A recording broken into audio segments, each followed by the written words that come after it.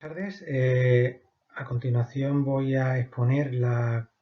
comunicación titulada El uso de plataformas educativas para la impartición de asignaturas de matemáticas, que está realizada con la profesora Ana Martín Caraballo. Ambos somos profesores del Departamento de Economía, Métodos Cuantitativos e Historia Económica de la Universidad Pablo de Olavide de Sevilla e impartimos docencia de matemáticas en los distintos grados de la universidad. La idea de esta comunicación parte del hecho de cómo plantear una comunicación efectiva para poder impartir nuestra docencia y realizar una evaluación efectiva y en la que podamos comprobar que las competencias de nuestro alumnado se alcanza en una situación en la que, como ha ocurrido en el último año y medio, en los últimos dos cursos, en la que no era factible la presencialidad con nuestro alumnado y teníamos que trabajar de manera telemática y con herramientas de transmisión y recepción de la información virtuales. Concretamente, aquí hay un problema que una parte del profesorado de matemáticas tenemos en relación de cómo percibimos la forma de impartir nuestra docencia en un formato no presencial en el que no estamos interactuando con el alumno en el aula y que requiere de un enfoque a lo mejor más novedoso o más distinto al que tradicionalmente se desarrolla, aunque no sea simplemente a una estructura de lápiz y papel o tiza y pizarra, si queremos pensarlo así, pero que sí requiere de una mayor implicación de los usos de las herramientas tecnológicas y de una interacción no presencial y sin muchas veces poder ver la reacción en directo que está teniendo nuestro alumnado a la hora de plantear una cuestión en el aula.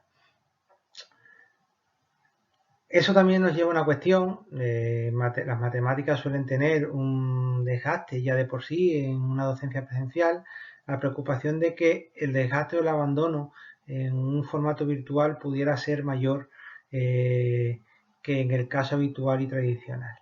Es verdad que en cuanto a lo que se ha podido percibir en nuestra experiencia en los últimos tiempos y en lo que hay en la literatura, no parece que ese abandono o desgaste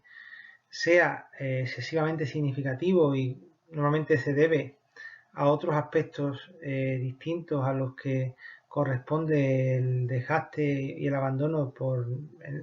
en la docencia presencial, pero pueden ser compatibles en un modo ya en el que podemos tener presencialidad con el alumnado de manera que podamos utilizar las ventajas de este tipo de herramientas. También hay que tener en cuenta de que en el caso de las matemáticas especialmente, pero que en principio se puede plantear de una manera general para cualquier materia, puede haber un sobreesfuerzo a la hora de tener que realizar la docencia de manera virtual, ya que requiere de hacer una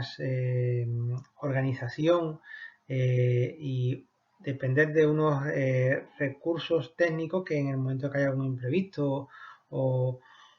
si no está bien planificado, conlleva problemas a los que estamos menos acostumbrados a la hora de adaptarnos y de poder recuperar el ritmo en la misma sesión o en sesiones posteriores. También hay que tener en cuenta en el caso de las matemáticas en concreto, la mayoría de las plataformas que existen o tienen algunas carencias a la hora de poder realizar una formulación en lenguaje matemático adecuado. Si uno quiere preparar eh, unos contenidos en el formato propio de una plataforma y de manera interactiva, pues los editores tienen ciertas carencias, aunque hoy en día hay algunos que ya permiten utilizar algunos recursos de LaTeX, incluso combinándolo con el S-Learning si hiciera falta en un momento dado, pero por los términos generales no tiene una ductibilidad, una flexibilidad en el uso como puede tener editores que están específicamente preparados para el lenguaje formal matemático. Y también, como veremos cuando estemos hablando de las herramientas, veremos que también vamos a tener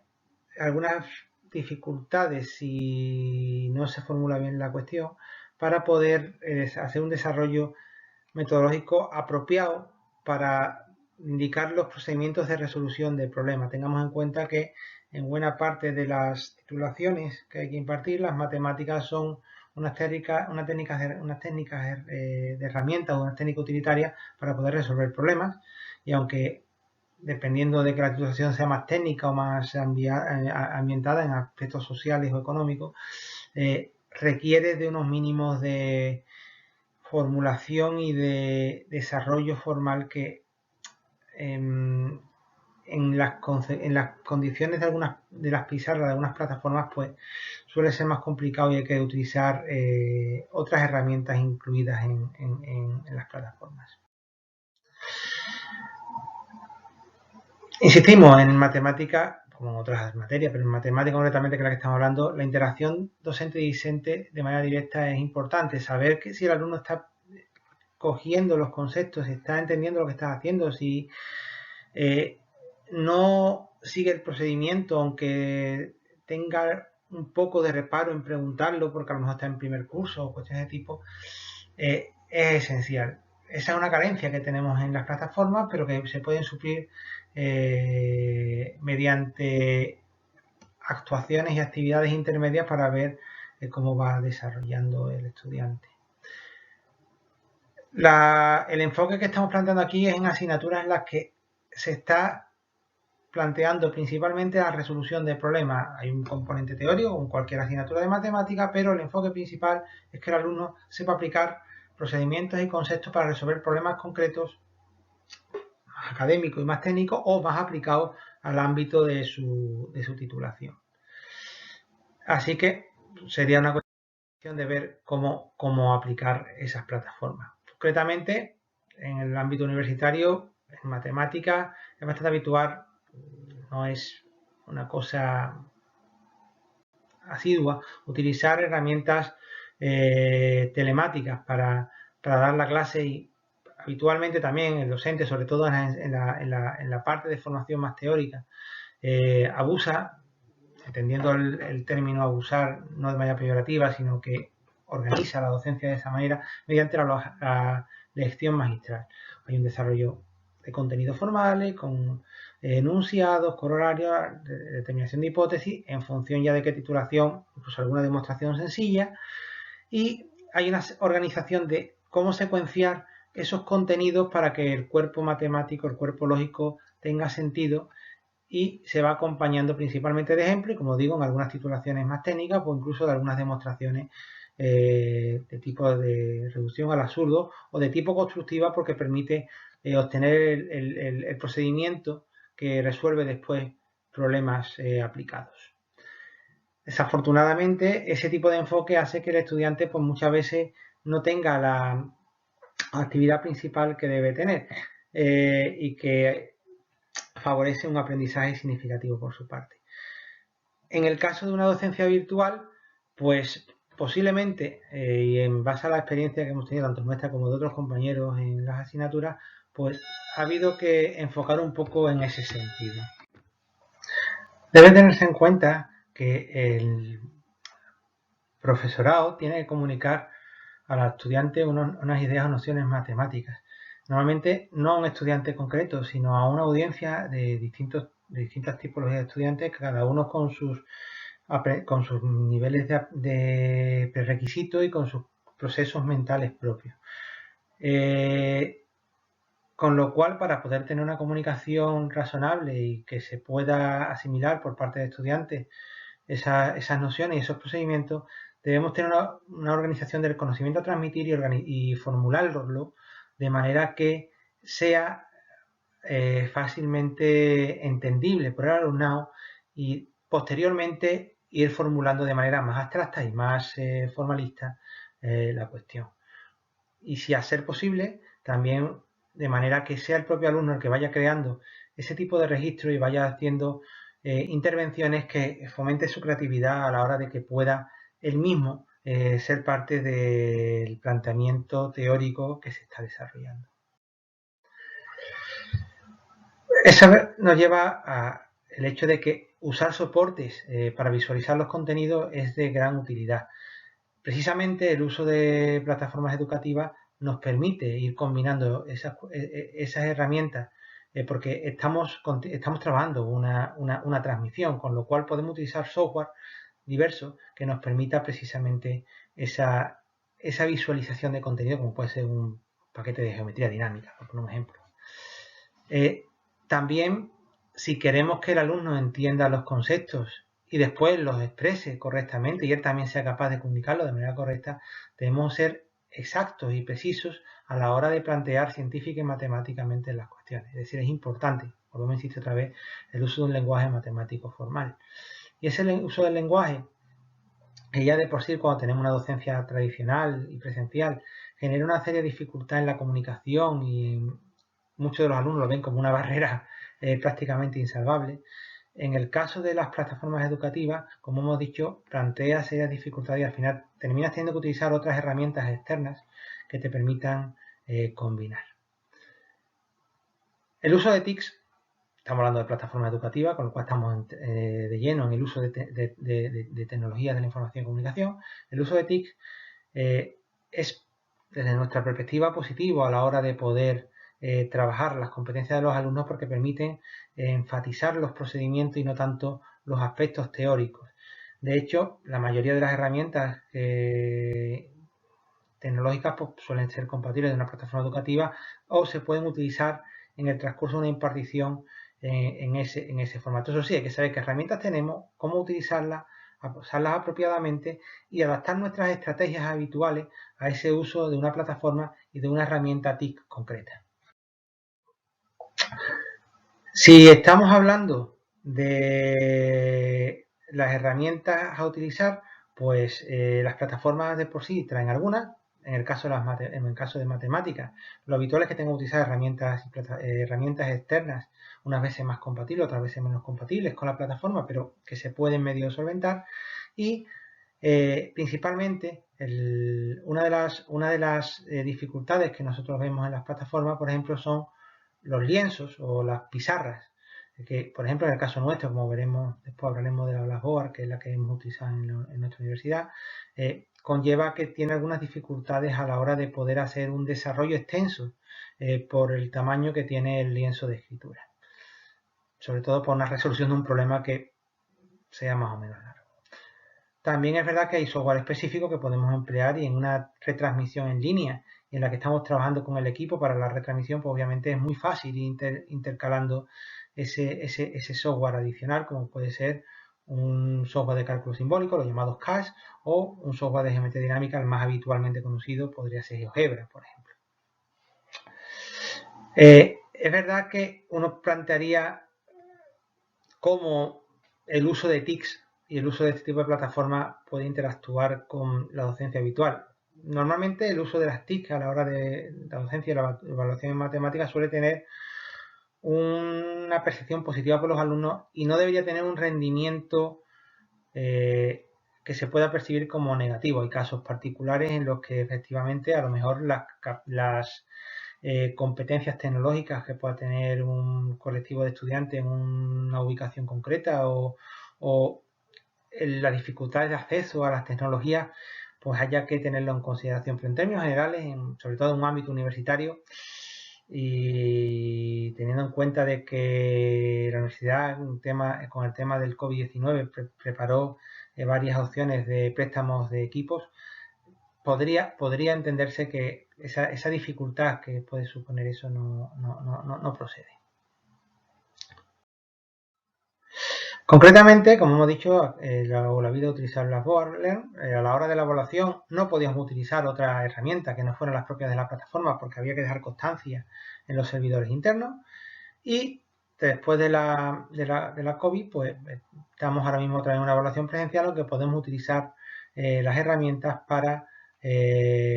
complementar nuestra docencia, atender todas las tutorías, incluso hacer alguna evaluación parcial durante el semestre, pero no las finales oficiales.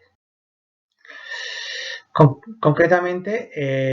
dificultades que tiene el Blackboard Collaborate, que es la herramienta de Blackboard para la retransmisión en directo de las secciones, es principalmente el cambio de modalidades. Si yo comparto documentos para poder trabajar sobre él, hacer una explicación o una presentación e ir haciendo algunas anotaciones sobre la presentación, y necesito pasar a un software para mostrar gráficamente cómo un concepto tiene una interpretación geométrica concreta o hacer un cálculo con un software computacional, pues resulta que cuando volvemos al lienzo o a la presentación, buena parte de todas las anotaciones que hemos hecho se perderían. En una asignatura en la que estás compaginando un desarrollo formal con un desarrollo computacional, genera un problema porque tienes que estar pasando del lienzo, de la pizarra, a lo que es el software, por ejemplo.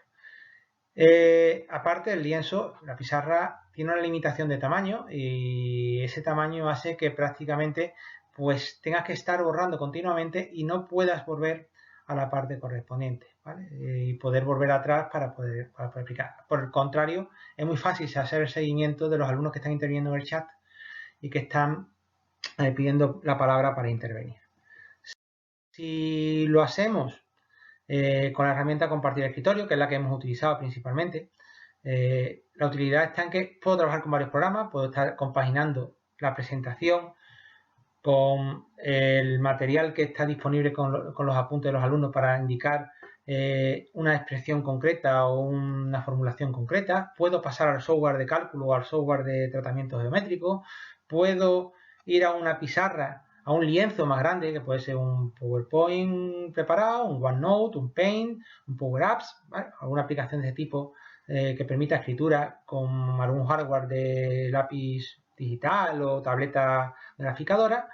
Y por el contrario, tenemos el problema de poder controlar la petición de palabra por los alumnos, la intervención en el chat cuando hay un único docente. ¿Por qué? Porque con el escritorio compartido no podemos estar observando qué es lo que está pidiendo el alumno, si han escrito o no han escrito.